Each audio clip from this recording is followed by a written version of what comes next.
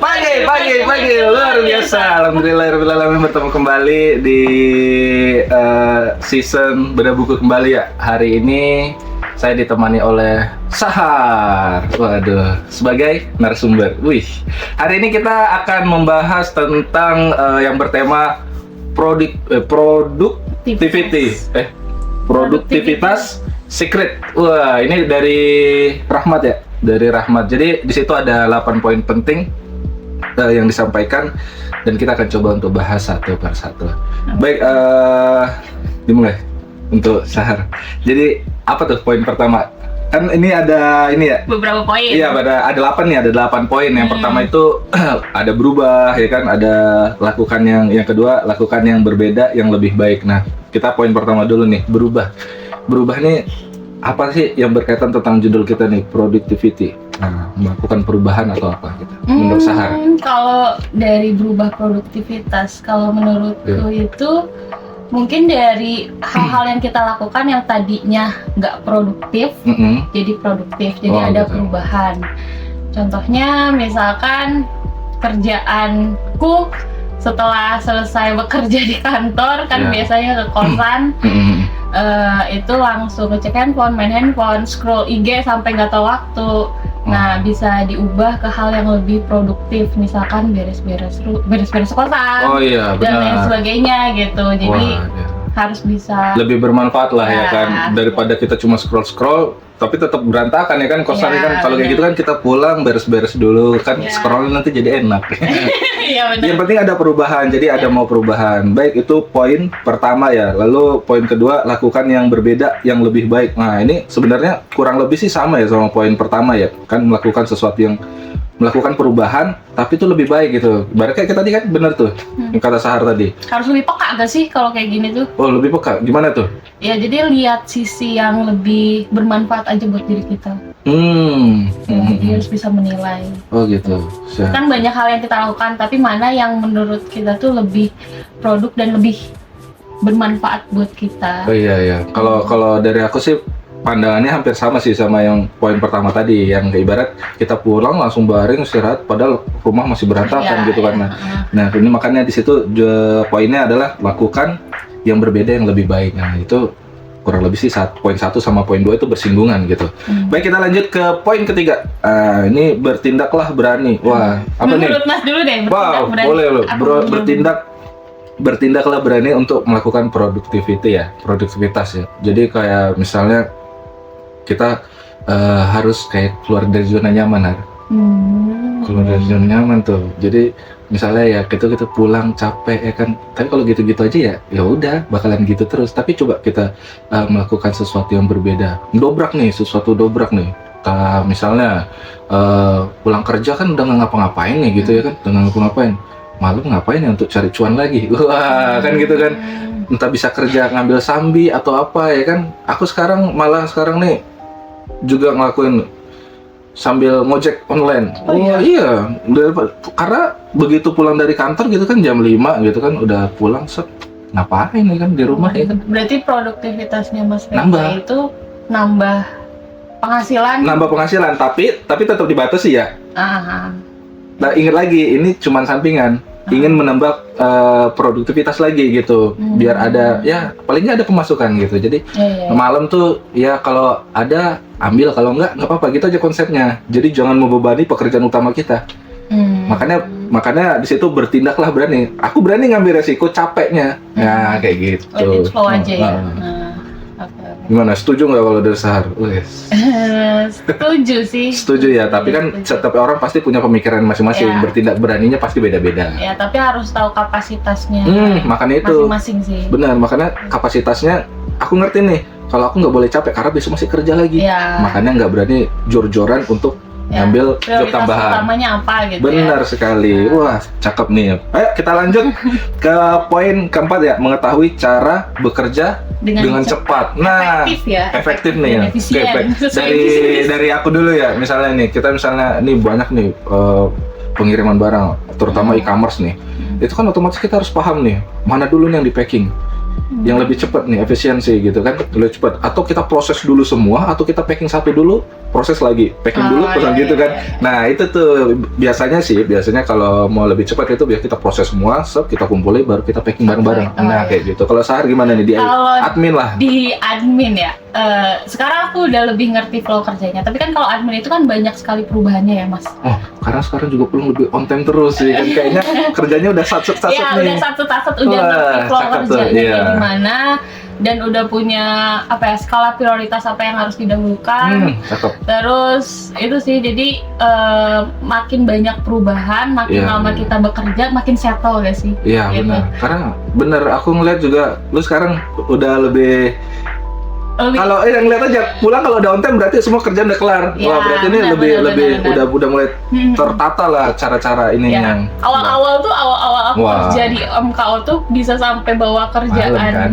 bisa bawa kerjaan di rumah gitu. Sampai di kos-kosan lagi kan. Mungkin karena aku belum tahu flow kerjanya, jadi setiap kerjaan itu dilakuinnya tuh sambil mikir. Tapi kalau sekarang tuh udah tahu flow kerjanya, jadi bisa manajemen mantap tuh dengan baik gitu. Wah cakep tuh, itu poin mengetahui cara bekerja cepat ya. Iya. Sekarang poin kelima, bangun kebiasaan produktif. Ini susah sih, asli ini susah. Susah dan lama-lama deh. Nih, kalau dari aku bangun kebiasaan produktif nih sebenarnya simpel aja, kayak kita bangun lebih pagi misalnya, bangun lebih pagi, terus mengatur waktu, misalnya perjalanan dari rumah ke kantor sampai nyari jam berapa gitu kan, kan harus prepare dulu di kantor, nggak ujuk-ujuk langsung ke kantor absen pinjat ikut event pagi kan capek ya kalau kayak gitu. Kalau aku sih dari rumah udah mikir ya, perjalanan di waktu itu dipikir sama macetnya, nggak macet tapi dipikir macetnya juga. Jadi selama-lamanya aku berangkat dari rumah tuh harus jam 7 pagi dan nyampe sini harus jam 8 pas kurang ya? Oh, jam 8 maksimal. Jadi kalau makin kurang kan makin enak, kita makin nyampe di sini kayak lebih nyiapin diri lah untuk bersiap diri, apa mood segala macam, jadi kayak lebih baik aja gitu. Kalau Sahar gimana tuh? Kalau produktif ya, sebenarnya kalau dari bangun pagi sampai kerja tuh menurut aku udah merasa sangat produktif. Wah. Sangat produktif gitu. Cuman yang harus ditata kembali itu ketika nyampe kosan. Oh balik? Ketika balik. Yang sekarang menurut aku produktif itu aku nyuci baju itu tiap hari. Gitu, dan itu yang harus aku kerjain tiap hari, mau gak mau tuh aku harus ngerjain gitu, nyuci baju tiap hari karena aku nggak suka lihat cucian numpuk. Menurut aku itu salah satu produktivitas. Tapi yang sekarang masih pengen dibangun tuh produktivitas untuk baca buku lagi. Saya udah stop semenjak kerja gitu. Dulu rajin berarti? Dulu rajin banget baca novel, baca buku tuh rajin. Sekarang tuh udah kayaknya stok bukuku cuma itu aja deh. Produktivitas yang tertutup ingin dibuka kembali ya. Itu masih susah. Karena kan juga sekarang kerjaan udah ngerti kan cara-caranya, mungkin udah banyak waktu yang udah lebih kosong. Mungkin kalau dulu kan masih riwah ya kayaknya, masih fokus banget sama kerjaan gimana cara-caranya. Baik, lalu ini ada apa sih tadi? Bangun ini ya, 6 ya? 6. Fokus pada yang apa itu? Fokus pada apa sih ini? Siapa yang nulis ini? Aku sendiri kan. Yang berdampak besar. Oh, fokus pada yang sedikit yang berdampak besar. Oh, jadi dia fokus yang sedikit tapi berdampak besar gitu. Gimana tuh contohnya tuh? Fokus yang sedikit tapi berdampak besar. Iya. Kayaknya coba aja itu menurutku itu gitu hal ya? kecil tapi berdampak besarnya nanti nggak numpuk cucian. Oh, benar. Kalau misalnya kita nggak nyuci tiap hari, nanti misalkan seminggu sekali gitu kan cucian numpuk dan itu butuh waktunya lebih banyak. Aku tiap hari nyuci tuh paling cuma butuh 15 menit karena kan cuma 2 pakaian doang ya. Iya. Bisa sih. Hal kecil kan itu. Iya, dia benar hal kecil yang berdampak besar. Bangun pagi pun hal kecil sih. Oh gitu ya. Iya sih. Bangun subuh. Iya, sholat. Iya. Itu kan hal kecil berdampak besar. Oh, bener. Bener gak? Bener. Iya, karena sebenarnya kalau kita udah bangun pagi tuh enak gitu, ngelanjutin harinya tuh enak. Tapi kalau kita bangun siang coba, tapi tidur harus on time. Oh iya benar. Seger. Benar. Iya, sebelum jam 12. Hal-hal kecil tapi berdampak besar ya. Tidur lebih cepat itu hal-hal kecil tapi dampaknya besar banget. Wah, kita lebih fresh bangun. Benar. Baik, kita lanjut ke poin ke-7. Nah ini, menjaga pikiran tetap tenang dan tetap waras. Wih, ini. Wah, berat ya sih. Ya, dalam hal apapun ya kita memang harus menjaga pikiran ya, harus pikir pikiran positif gitu biar menjalani hari-harinya juga positif gitu. Kalau kita dari awal aja kayak doa kita pagi tuh mengurangi keluhan tuh bener banget kan.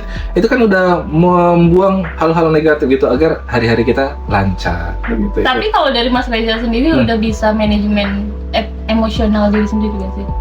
Kan lagi marah, lagi sumpah, lagi suntuk gitu.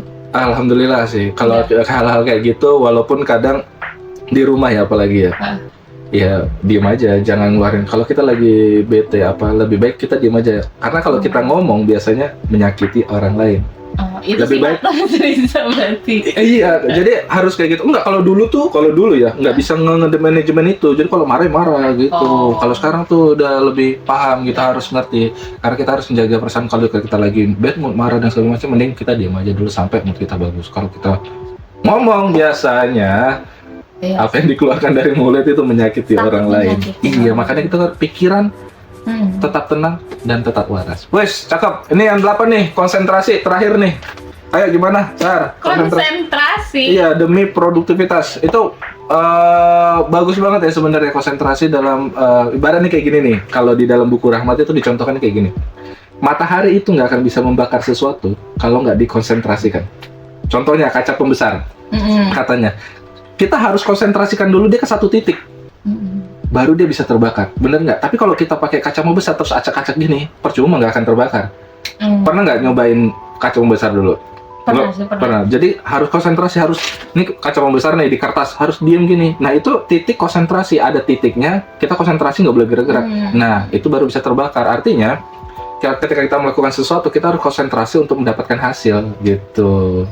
Iya sih. Jangan nggak konsentrasi kesana kesini jadi hasilnya nggak ada, jadinya hasilnya nggak ada. Apalagi biasanya tuh ketika ada masalah tuh bisa mengganggu konsentrasi. Percaya gak Mas? Ya percaya dong, itu pasti.